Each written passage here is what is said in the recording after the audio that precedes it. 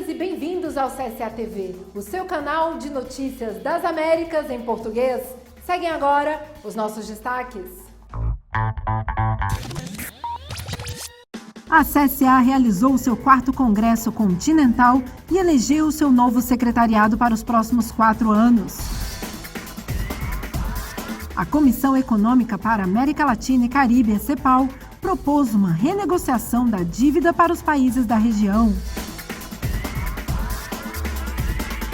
A América Latina recuperará a renda per capita anterior à pandemia somente em 2024, diz o FMI.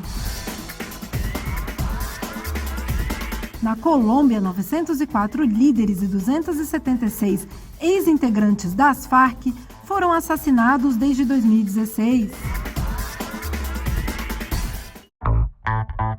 E a CSA realizou o seu 4º Congresso Continental e elegeu seu novo secretariado. Fred Hammond, da AFL-CIO, será o novo presidente da CSA e Rafael Freire será o secretário-geral pelos próximos 4 anos.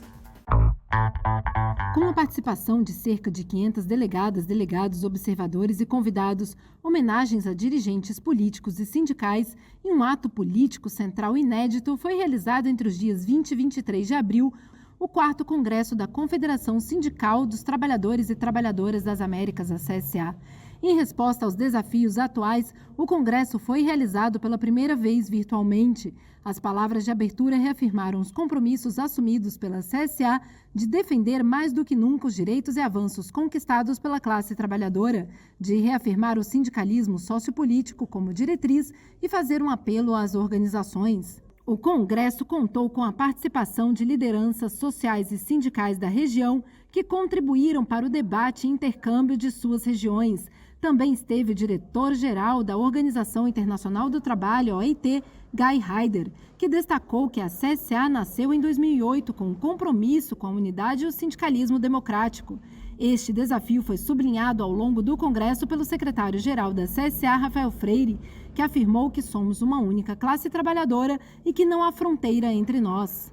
Por outro lado, Sharon Burrows, secretária-geral da CSA, comemorou as vitórias jurídicas do ex-presidente do Brasil, Luiz Inácio Lula da Silva, ao iniciar seu discurso durante a abertura do 4º Congresso. A mesa do Congresso, liderada por todo o secretariado, prestou homenagem a Hassan Yusuf, presidente cessante da Confederação, que estendeu as suas felicitações a toda a CSA pelo sindicalismo solidário, pela defesa da democracia e da justiça social nos países da região. Da mesma forma, colegas que faleceram no último período e que tiveram um papel muito importante para a CSA foram homenageados. São eles João Felício, Keld Jacobsen e Gustavo Codas. Linda Chaves Thompson, presidente honorária da CSA, homenageou a CSA com um discurso emocionado e o ex-presidente do Uruguai, Pepe Mujica, parabenizou a Confederação e reafirmou a luta coletiva. O ápice do Congresso foi a realização do evento central denominado Democracias em Risco pela Construção da Paz, da Democracia e de um Modelo Sustentável para a Nossa América, que contou com a participação do presidente argentino Alberto Fernandes e o presidente da Federação Americana do Trabalho e do Congresso de Organizações Industriais, AFL-CIO, Richard Trunca. A discussão foi coordenada pela presidenta adjunta da CSA, Toni Moore. Trunca lembrou que a democracia e o movimento sindical são iguais e que, nos últimos tempos, a desigualdade atingiu níveis extremos que assolam as democracias. Alberto Fernandes iniciou a sua apresentação apontando as profundas desigualdades do sistema atual. Ao final do dia, Fernandes refletiu sobre a oportunidade trazida pela crise associada à pandemia. O 4º Congresso da CSA culminou com as eleições do Secretariado, do Conselho Executivo e do Conselho Fiscal, além dos comitês de jovens e das mulheres para os próximos 4 anos. Rafael Freire foi eleito secretário-geral e Fred Hammond, o novo presidente da Confederação Sindical de Trabalhadores e Trabalhadoras das Américas. O secretariado é complementado por Jordânia Urenha como secretária de Políticas Sociais, Cícero Pereira como secretário de Política Sindical e Educação e Bárbara Figueiroa como secretária de Política Econômica e Desenvolvimento Sustentável. Além disso, Toni Moore e Francisca Jimenez são as presidentas adjuntas da CSA. E a CEPAL propôs uma renegociação das dívidas para os países da região. Para a CEPAL, a renegociação da dívida dos países da região é uma questão de interesse público e privado. Segundo a secretária executiva da instituição, Alicia Bárcena, é preciso nivelar o campo de jogo entre credores e devedores. Ambos devem compartilhar o fardo, segundo ela, para quem o principal obstáculo para a participação do setor privado na renegociação e reestruturação da dívida tem sido a ausência de um equilíbrio adequado entre os interesses públicos e privados. É preciso garantir uma estratégia de comunicação eficaz entre os governos e o setor privado para definir metas e expectativas comuns. Bárcena também indicou que é urgente contar com um mecanismo multilateral de reestruturação da dívida que acompanhe a criação de uma agência multilateral de classificação de crédito que possa atuar como contrapeso ao atual oligopólio que domina a análise e concessão de crédito. E a América Latina recuperará a renda per capita anterior à pandemia só em 2024, diz o FMI. Segundo o diretor para as Américas do FMI, Alejandro Werner, somente em 2024 a América Latina conseguirá recuperar os níveis de renda per capita anteriores ao da pandemia, o que causará perdas acumuladas em 30% em relação à tendência pré-pandêmica. Em seu último relatório, o FMI melhorou as perspectivas para a América Latina, projetando o crescimento do PIB regional para 4,6% neste ano, ainda abaixo da média global de 6%. Em termos de crescimento econômico, a instituição informou que o recente surto de Covid-19 no Brasil, Chile, Paraguai, Peru e Uruguai, somado à lenta distribuição de vacinas, exceto no Chile, prejudica as perspectivas de curto prazo para a recuperação econômica na América Latina e no Caribe. E o surgimento de novas cepas da Covid-19 no Brasil preocupa o mundo.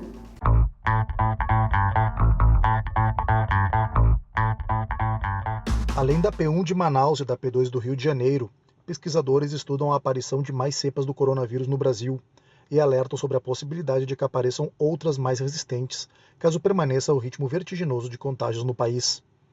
O Brasil contabilizou mais de 370 mil mortes e quase 14 milhões de infectados, e pode se tornar um laboratório de criação de novas cepas de Covid-19. Segundo José Eduardo Levi, pesquisador do Instituto de Medicina Tropical da Universidade de São Paulo, acreditamos que mais de 90% dos casos no Brasil são da variante P1, o que configura um cenário epidemiológico diferente do mundo atualmente. Dados da Fiocruz indicam que no Brasil foram detectadas 92 cepas das mais de 900 identificadas até agora no mundo. Desse total, pelo menos 2 são de origem brasileira e ganharam reconhecimento internacional. A P1 e a P2, além disso, existe a possibilidade de que esteja circulando uma terceira cepa que poderia se chamar P4. A P1 é até 2,4 vezes mais transmissível, de acordo com um estudo publicado nessa semana na revista Science. A cepa de Belo Horizonte possui um padrão de mutação nunca visto, e era como se fosse uma P1 diferente, mas com certeza não veio da P1, é outro standard. E nosso medo agora é que a P1 desenvolva mutações de resistência à vacina. De acordo com Levi, a alta incidência do coronavírus no país, com uma média de 65 mil contágios diários, unida à lenta campanha de vacinação, com a grande maioria dos vacinados com apenas a primeira dose, oferece um cenário ideal para que a P1 desenvolva mutações de resistência às vacinas. E a Organização Mundial da Saúde é contrária à criação de novos passaportes exclusivos para os vacinados contra a Covid-19. Os especialistas da OMS declararam que ainda não está provado que uma pessoa vacinada, mesmo protegida de adoecer gravemente, não possa transmitir o vírus a outras pessoas. Segundo a instituição, as vacinas não protegem 100% contra a infecção, embora sejam muito eficazes contra as infecções mais graves e as hospitalizações. Algumas vacinas estão mostrando que protegem contra a infecção, mas talvez até 70% ou 80%, então não é possível presumir que só porque alguém foi vacinado não haja chance de ser infectado e de ser risco para os demais. E no Haiti, mulheres e crianças se tornaram alvos da violência que assola o país. De acordo com a Unicef, crianças e mulheres estão cada vez mais envolvidas em incidentes violentos que incluem assassinatos, ferimentos, estupros e sequestros. Dados das Nações Unidas indicam que entre setembro de 2020 e fevereiro de 2021, o número de crianças e mulheres vítimas de ataques armados, supostamente atribuídos a gangues criminosas, aumentou significativamente no Haiti, de 45 para 73 incidentes, incluindo assassinatos, ferimentos e sequestros. Crianças, meninas e mulheres no Haiti não são mais simplesmente vítimas de gangues criminosas, estão se tornando cada vez mais seus alvos, alertou o diretor regional do Fundo das Nações Unidas para a Infância, UNICEF, para a América Latina e Caribe, Jean Goug. Na Colômbia, 904 líderes e 276 ex-integrantes das Farc foram assassinados desde 2016.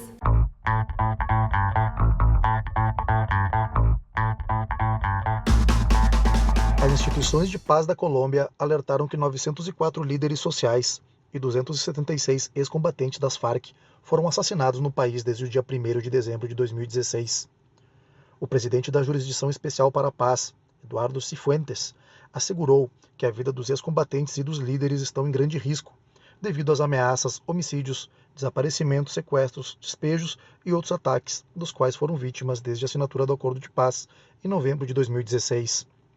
De acordo com o relatório da Unidade de Pesquisa e Acusação da Jurisdição Especial para a Paz, a princípio foi contabilizado que entre o dia 1º de dezembro de 2016 e o último dia do ano passado, 864 líderes foram assassinados, dos quais cerca da metade realizavam tarefas que ajudavam a materializar a implementação do Acordo de Paz. No caso dos ex-combatentes que acolheram o Acordo de Paz, a Unidade de Pesquisa e Acusação registrou 276 assassinatos perpetrados entre os dias 1º de dezembro de 2016 e 28 de fevereiro de 2021, dos quais 43 ocorreram em 2017, 66 em 2018, 86 em 2019, 69 em 2020 e 12 este ano. Também foram notificados 571 desaparecimentos no contexto do conflito armado, desde que foi assinado o Acordo de Paz, de acordo com o relatório do Comitê Internacional da Cruz Vermelha, que foi citado durante o ato. No Chile, a história de um jovem que perdeu a visão pela violência policial durante uma manifestação será retratada em documentário. Essa e outras notícias no próximo bloco.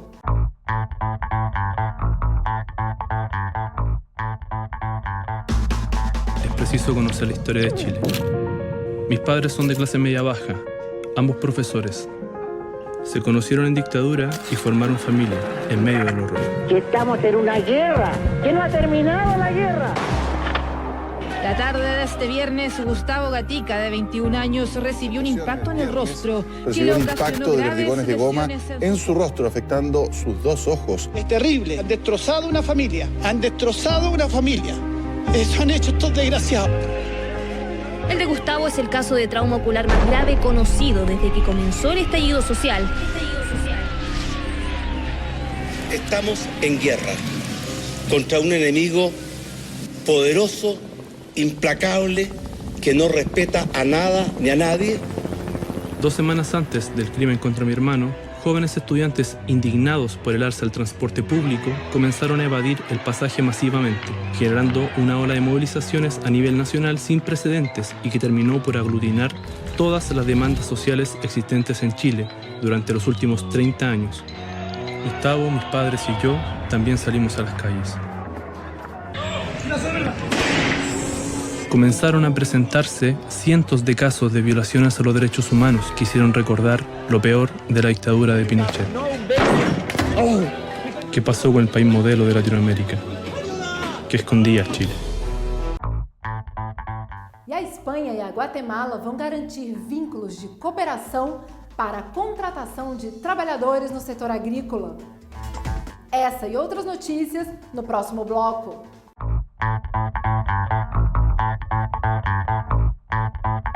No Peru, o candidato da esquerda Pedro Castillo tem 11 pontos de vantagem sobre Keiko Fujimori. O segundo turno das eleições presidenciais estão marcados para o dia 6 de julho. O presidente da Venezuela, Nicolás Maduro, declarou que o país vai receber mais de 11 milhões de vacinas do mecanismo COVAX, coordenado pela Organização Mundial da Saúde.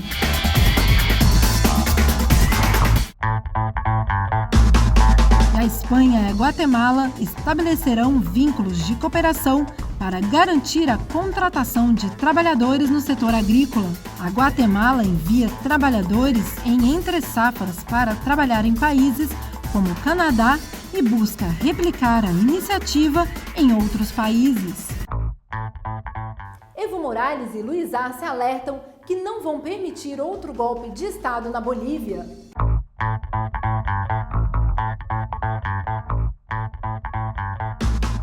O presidente da Bolívia, Luiz Arce, e o ex-presidente Evo Morales declararam que não permitirão que ocorra outro golpe de Estado no país, em alusão ao golpe de 2019 que levou a Bolívia ao caos.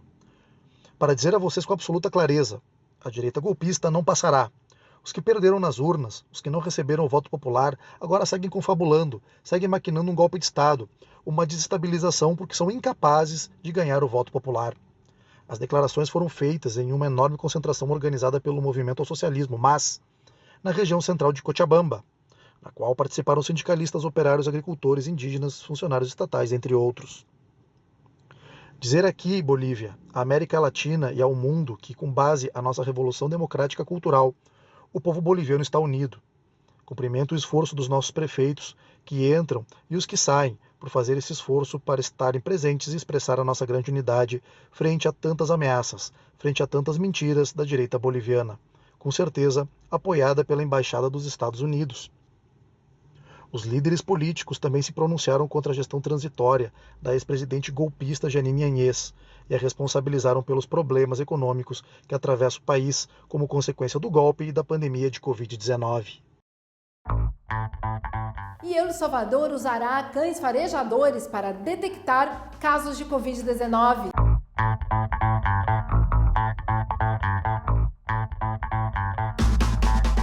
Esse grupo de cães pertence à unidade canina da Polícia Nacional Civil em El Salvador.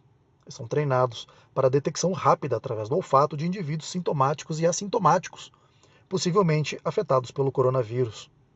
Os cães são parte de um projeto denominado ARCON, que foi criado pelo pesquisador espanhol Jaime Parejo. Segundo ele, haverá no total pelo menos 4 exemplares. Um a um, os cães farejam uma amostra da gaze, com o suor de um paciente, como parte do treinamento. Depois, graças ao seu extraordinário olfato, o canino poderá dar em segundos a sua resposta sobre a presença de Covid-19. O especialista espanhol destacou que os cães serão divididos e alternados no aeroporto internacional e nas diferentes fronteiras terrestres do país. El Salvador acumula oficialmente 69 mil contágios de coronavírus e mais de 500 mil pessoas foram vacinadas. E no Panamá, crianças indígenas têm aula pelo rádio no seu idioma tradicional.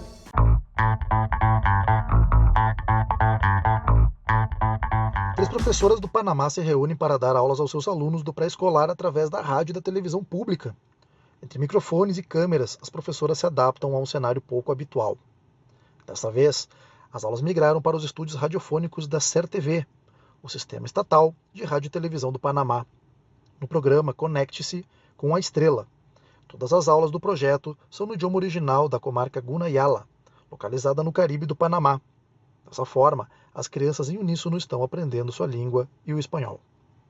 Para a diretora da rádio, Sara Ruiz, as crianças têm esses pequenos rádios a pilha com AM/FM, que vem sendo a sua única ferramenta para obter acesso à educação nessa pandemia. E assim, a ideia é poder levar a eles essa educação em suas línguas maternas. Ismilda Rojas, docente do projeto, diz que ainda não existem registros oficiais de quantas pessoas são beneficiadas através desse projeto, com as cifras alcançadas nas redes sociais, e o balanço é muito positivo. Segundo ela, está muito contente com tudo que está sendo feito e apoiando as crianças de longe, mas um dia elas voltarão a ter aulas presenciais. O Panamá dá exemplo de criatividade no acesso à educação para as crianças em tempo de isolamento obrigatório. E no Equador, crianças se arriscam para manter os estudos em dia.